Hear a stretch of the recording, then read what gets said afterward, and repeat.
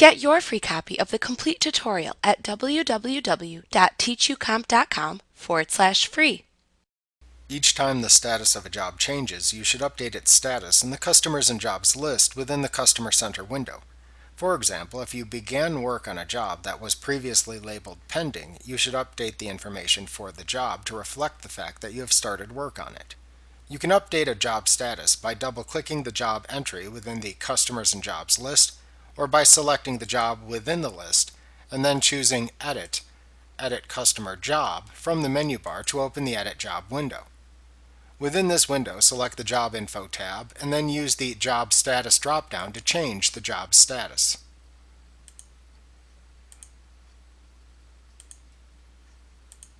When finished, click the OK button to save your changes. Like what you see? Pick up your free copy of the complete tutorial at www.teachucomp.com/free.